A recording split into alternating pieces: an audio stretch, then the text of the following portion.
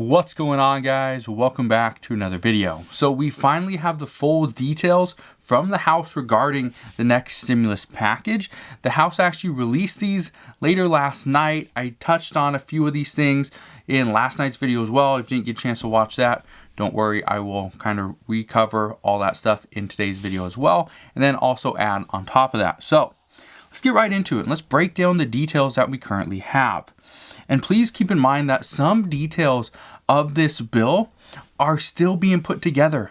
The House isn't done. This is not a finalized bill. This hasn't even been voted on. This will be voted on by the Ways and Means Committee in the House tomorrow.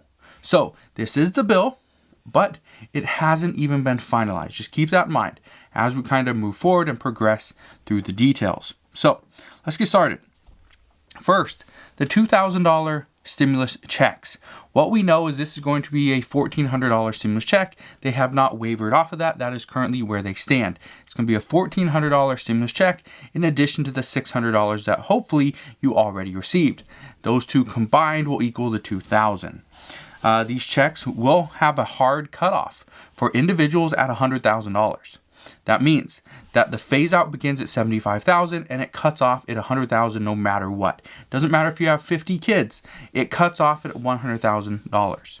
For a family, a couple, it starts to phase out at $150,000 and it cuts off at $200,000. Again, doesn't matter if you have 20 kids, it cuts off at $200,000. If you make $200,000 and $5, then it will cut off. Okay, just keep that in mind. The phase outs, we do not know yet. We do not know how these are going to work, but they have said that the phase outs will happen quicker. They will be more substantial. As far as adult dependents, you will receive a stimulus check. Child dependents as well will receive the full $1,400 stimulus checks. So that is really good right there. They're saying that a family of 4 will receive $5,600. A family of 5 would receive $7,000.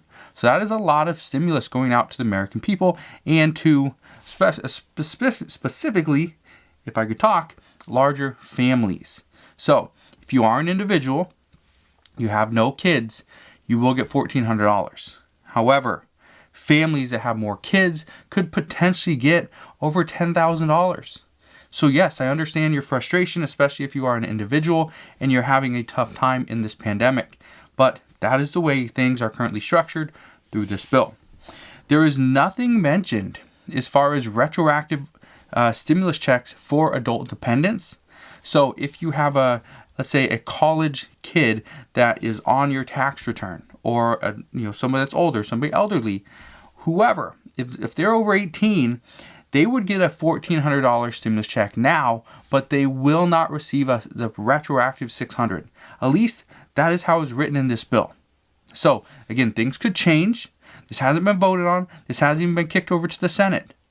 A lot of people have not even had any input on this bill yet.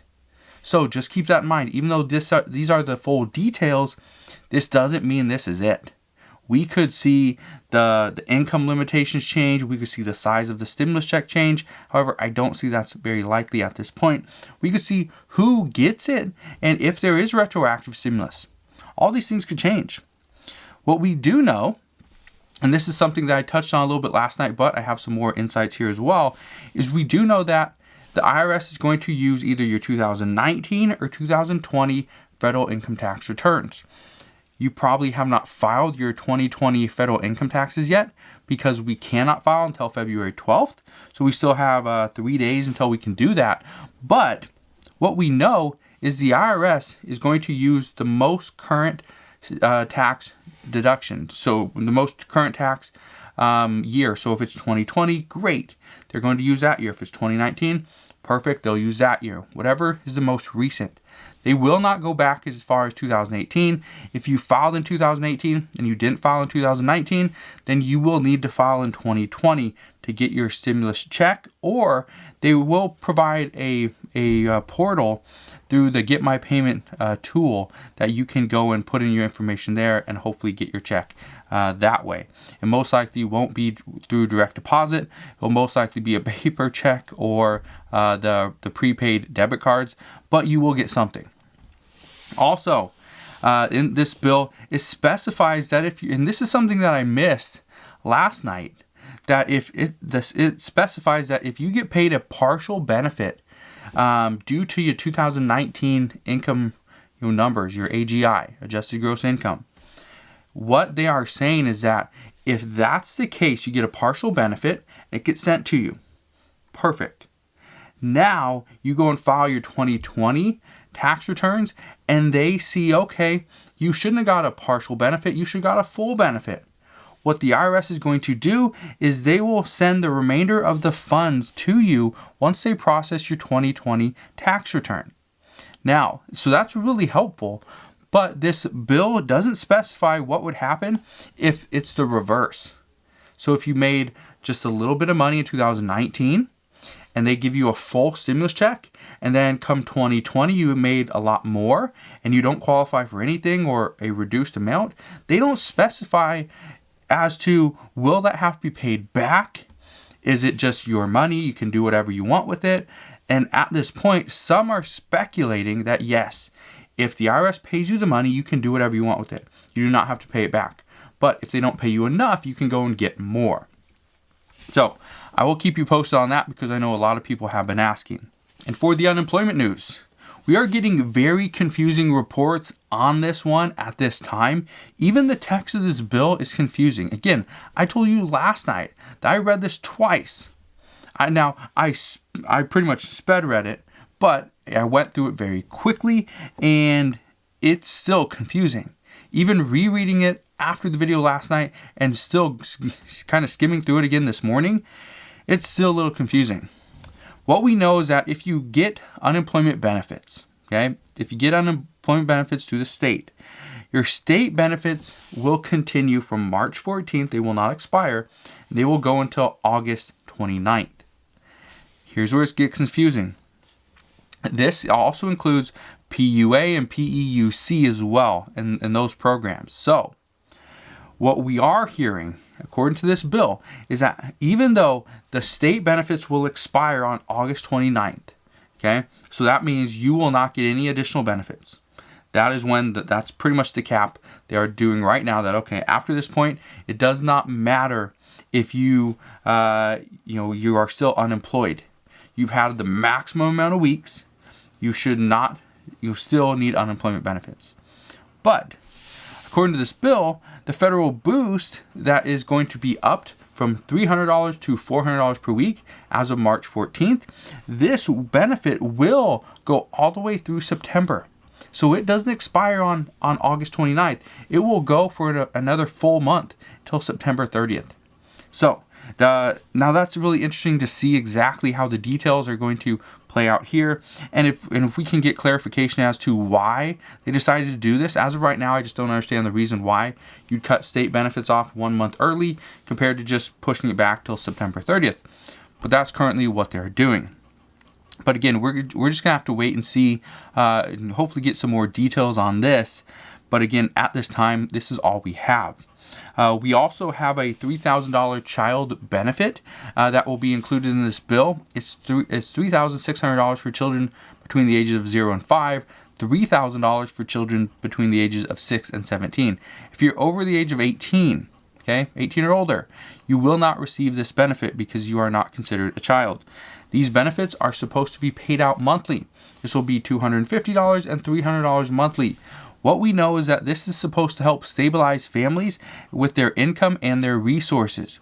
Also, earlier today, we actually heard from Jeff Stein, who says even families in Puerto Rico are included in this child credit.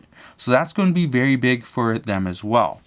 There is also mention of a funeral reimbursement fund as well. This would provide funding for any family that lost a loved one due to COVID, and it has to be due to COVID. You need to have the receipts for all this stuff. The fund would provide up to $7,000 in expenses to help you recoup these costs. So if you didn't have $7,000 in expenses, then you could potentially get 100% of your funeral expenses reimbursed. If you spent, let's say, $10,000, you will only get $7,000 max. We're also seeing that the House of Means and Ways Committee, they also included the $15 federal minimum wage increase in here as well.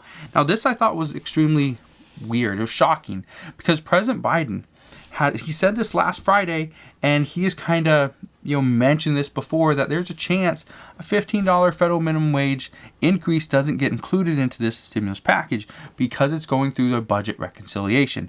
What you need to keep in mind is that the House rules are different than the Senate rules. Just because a bill can pass through the House, it's going to get stuck in the Senate. The Senate is going to be the issue. So, what I can tell you right now is that some experts are speculating that Democrats are just hoping that the Senate overlooks this provision because they're currently working on the impeachment trial of former President Trump. But my guess is the Senate's not going to overlook this. This is going to be something that gets pulled out very quickly. There's even been multiple Democrats in the Senate that have been opposed to a $15 federal minimum wage, simply because at this point it's not needed. At this point it would do more harm than good. The Congressional Budget Office said yesterday in a full report that by doing a $15 federal minimum wage, what actually happens is it's going to bring about 900,000 people out of poverty. However, it would also make roughly 1.4 million people lose their jobs. So, has about a 500,000 person crisis. These people are now going to be unemployed, which means they'll go on unemployment. Once unemployment expires, they will most likely get kicked back into poverty. So it really doesn't help out a whole lot by doing a $15 federal minimum wage at this point. Lastly, we're hearing that they are also going to include $130 billion for schools, which is going to be great. Hopefully schools can open up safely. They can provide the PPE to teachers, staff, and children as well. There'll be $39 billion for childcare. I think there's a $4,000 childcare tax credit. So and it's at 50%. So if you were to go and pay for one child, you go and pay, let's say, $8,000 for your child for childcare over the year. And I think this goes back to March. I'm not 100% sure, but I think it goes back to March 2020. Then you would actually recoup about $4,000 on your taxes. And for 2 kids, obviously it would be $8,000. It would be double. There's going to be more added to this bill. From what we're hearing is that right now this is just what we have, but they are expected to add more to it. What I can tell you today is that the Senate will be busy on the impeachment trial of former President Trump, so that will be interesting to keep an eye on. What we do know is that if anything, this is just going to delay stimulus. This is not going to derail the entire stimulus package. This isn't going to throw a wrench in the into this. It's going to just slow it down. That's all it's going to do. Now, I know this is troubling to hear because a lot of people need this additional stimulus money as quickly as possible. But from what we are hearing, we are expected to get an answer on this within the next 3 weeks. Nancy Pelosi said she wants to get this over to the Senate within 2 weeks. That was as of yesterday. Okay? So, I doubt this is going to happen. I doubt it's going to be kicked over to the Senate in just 2 weeks. It could, but what we are hearing is that they are hoping that in 3 weeks' time, we could see this actually go to a vote. If that's the case, great. That means we could potentially see stimulus the end of February, but most likely it will be the first week of March, which as long as it's before March 14th, I think many people would be greatly appreciative. Now, in COVID news, this is big. The United States reported 92,739 new COVID cases yesterday alone. The reason why this is big, this is the first time the United States has been under 100,000 new cases since November 3rd, 2020. That is big. That means we got December, January, we pretty much had 3 months, like 94 days, something like that. I don't know the exact number, but I think it's like 94, 95 days where we were not under 100,000 cases. So now we are starting to trend downward. We also reported 1,547 deaths, which is much lower than our 7-day average of 3,098. So experts are saying we are headed in the right direction. We just need to continue to mask up and social distance. So that's all we know right now regarding the next stimulus package and the stimulus check and also COVID. Just want to thank you guys for watching. Consider subscribing so I can continue to keep you updated on everything that's going on. And I'll see you guys on the next one.